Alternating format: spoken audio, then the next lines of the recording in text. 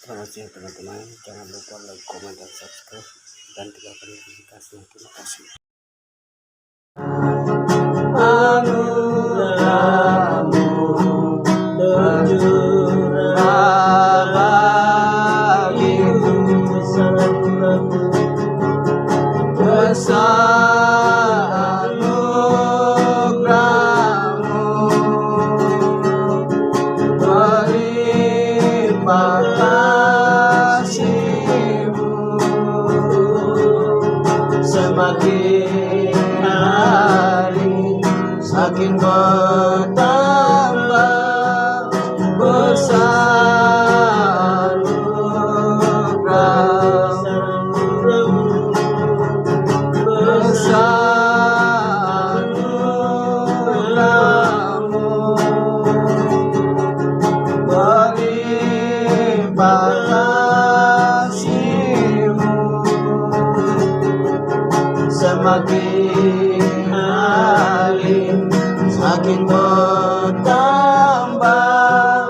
besar anugerah. Mana ku ada berdiri menghadap tatamu Bapa, semua karena anugerah-Mu yang selamatkanku.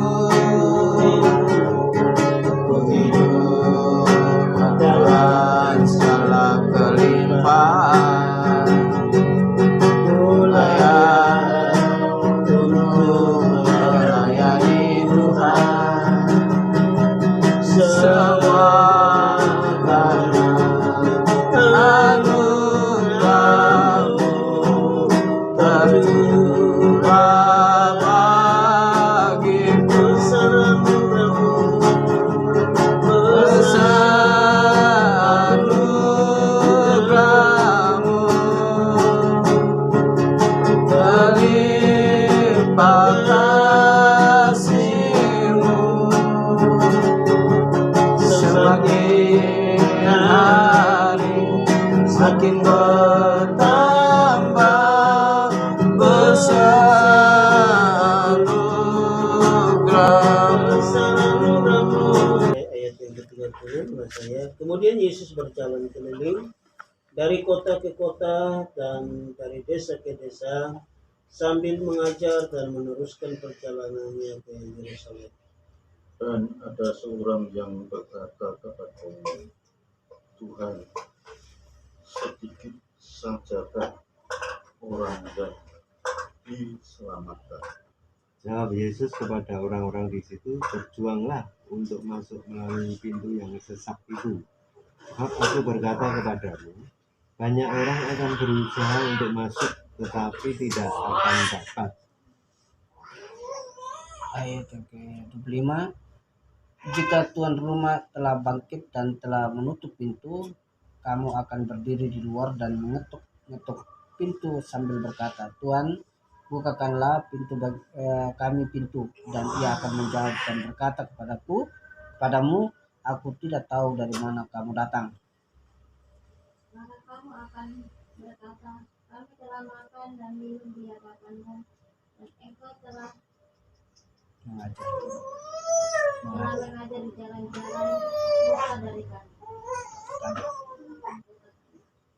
Ayat 27, tetapi ia akan berkata kepadamu, aku tidak tahu dari mana kamu datang, tinggallah dari hadapanku, hai kamu sekalian yang melakukan kejahatan.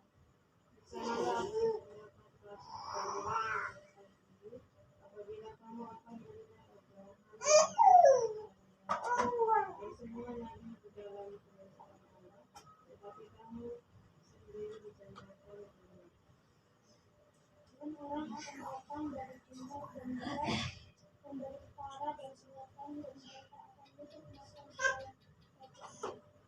Ayat 30 kita baca bersama-sama, 1, 2, 3. Dan sesungguhnya ada orang yang terakhir yang akan menjadi orang yang terkemudian, dan ada orang yang terkemudian akan menjadi yang terakhir.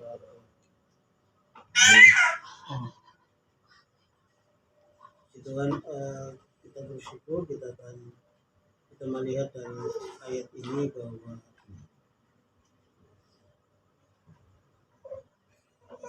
Tuhan itu melakukan pelayanan pemberitaan demi untuk keselamatan, demi untuk jiwa-jiwa masuk surga, demi agar setiap manusia boleh mengalami pemulihan. Itulah intisari dari pelayanan Yesus Kristus di bumi. Jadi saudara yang dikasihi oleh Tuhan, dari ayat-ayat yang kita baca tadi, ini kita melihat bahwa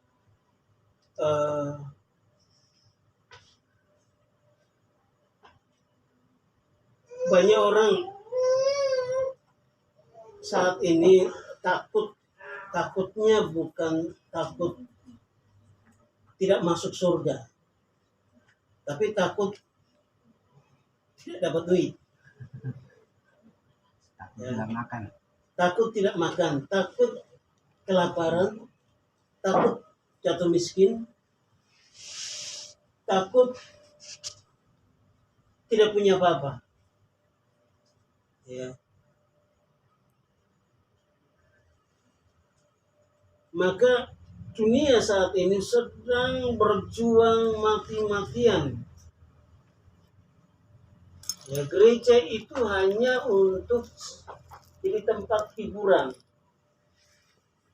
Jadi bukan untuk bagaimana dia dapat dibenahi, diperbaiki rohaninya, diperbaiki untuk tatanan keimanannya, tetapi gereja itu hanya sebagai formalitas karena dia orang Kristen. Ya. Sehingga ayat ini mengatakan, Yesus berkata bahwa memang pintu yang kecil, yang sempit ini untuk orang-orang yang memang persiapan untuk masuk. Karena orang datang bergerombolan itu belum bisa masuk di pintu yang sempit ini. Pintu yang sempit tidak bisa orang masuk dan berkerumun banyak orang. Berkerumun orang-orang yang begitu berdesak-desakan yang enggak mudah. Ya. Maka itu ada pertanyaan di situ bahwa Tuhan, apakah yang masuk surga itu hanya sedikit orang? Ya. Hanya sedikit orang? Dari pertanyaan ini,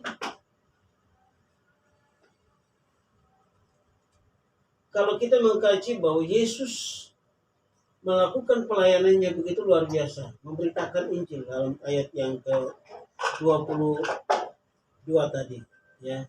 22 itu dikatakan bahwa kemudian Yesus berjalan keliling dari kota ke kota dan dari desa ke desa sambil mengajar dan meneruskan perjalanannya ke Yerusalem. Ya. Ini suatu perjuangan yang begitu luar biasa. Berjalan keliling dari kota ke kota, dari desa ke desa. Jalan dikatakan berjalan, bukan naik bis ataupun sepeda motor ataupun pesawat ataupun kereta api, berjalan keliling. Karena saya berpikir ini kok manja banget ya. Apalagi kalau sekarang hamba Tuhan keliling mau pergi ke pelayanan ke satu tempat aja dikawal, ada pengawalnya gitu. Ada tawar-menawar juga. Belum lagi tawar-menawar, fee-nya berapa gitu. Ya. Kalau bertolak dari pelayanan Yesus ini luar biasa, suatu perjuangan. Perjuangan Yesus dalam pelayanannya itu berjalan keliling dari kota ke kota, dari desa ke desa, itu dia lakukan untuk memberitakan Injil, keselamatan, sampai pada akhir di mana dia harus mati di kayu salib. Dalam pelayanannya banyak tantangan, banyak penolakan-penolakan yang terjadi. Tetapi Yesus lakukan itu sampai pada akhirnya. Yesus lakukan sampai pada akhirnya. Kenapa dia lakukan itu? Karena untuk keselamatan manusia, jiwa-jiwa. Ya. Nah, kita sebagai orang Kristen, sebagai jemaat Tuhan, dalam beberapa waktu kemarin saya katakan bahwa kita sebagai orang percaya adalah orang-orang sebagai alat, instrumennya Tuhan. Ya. Sebagai instrumennya Allah, sebagai alatnya Tuhan untuk pelayanan, untuk penjangkauan jiwa-jiwa. Memang tidak mudah dalam pemberitaan Injil. Tidak mudah untuk membawa pemahaman pemikiran manusia kepada Kristus. Membawa orang datang kepada Kristus itu tidak mudah, butuh perjuangan. Ya. Saya dalam penginjilan kadang memang agak sulit. Tidak ada yang langsung bilang, ya saya terima Yesus. Ya saya mau terima Yesus sebagai Tuhan dan Juru Selamat. Waduh, kalau dengar gitu senang banget. Mudah banget gitu ya. Ini kadang-kadang memang kita diperhadapkan dengan penolakan, dan bahkan juga berbagai budaya dan juga karakteristik manusia yang begitu kompleks, sehingga memang tidak mudah untuk Injil itu masuk. Tapi bagaimanapun juga Injil terus diberitakan. Amin. Ya, bagaimanapun juga Injil terus diberitakan. Nah, sekarang bagaimana kita sebagai jemaat Tuhan? Kita ini hanya mau melayani bagian song leader, singer, musik, itu saja kita sudah mulai malas-malasan ya Pak ya. Tapi kalau kita mau masuk terjun dalam dunia pekerjaan hanya untuk mendapatkan duit, itu mati-matian sampai lembur pun kita bisa lakukan. Kenapa? Makanya saya simpulkan bahwa manusia saat ini lebih takut kalau kehilangan duit, lebih takut kalau dia tidak mendapatkan duit, ketimbang dia takut untuk tidak masuk surga. Ya. Karena kematian manusia ini adalah misteri. Kapan saja manusia itu bisa mati. Kapan saja. Tidak hanya nunggu sampai usia 64, bingung usia berapa masih sehat. 62. Hampir 62. Ada yang baru usia 17 30, 17, 20, meninggal. Tapi permasalahannya apakah sudah punya kemantapan iman di dalam Tuhan?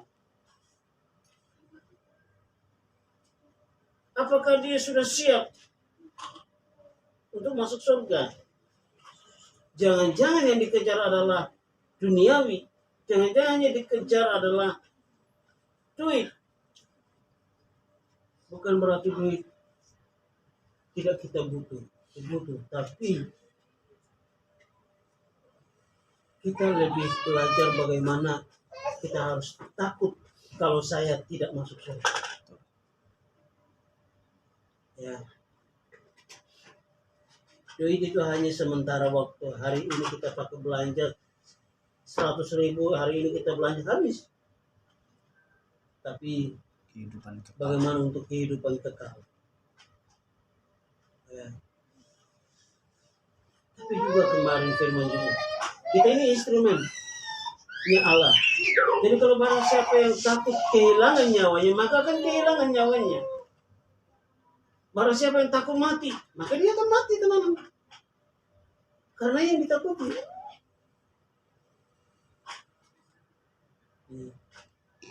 Barang siapa yang takut kehilangan nyawanya, maka itu akan terjadi. Kehilangan. Tapi kalau orang yang mau menyerahkan hidup, berjuang mati-matian untuk mengejar nilai-nilai kekekalan, berjuang kehidupan kekal, berjuang untuk melayani Tuhan, bekerja dengan giat dalam melayani Tuhan. Lewat pekerjaan, waktu jam kita kerja, jam kita melayani, waktu kita untuk melayani, kita melayani. Itu yang memang harus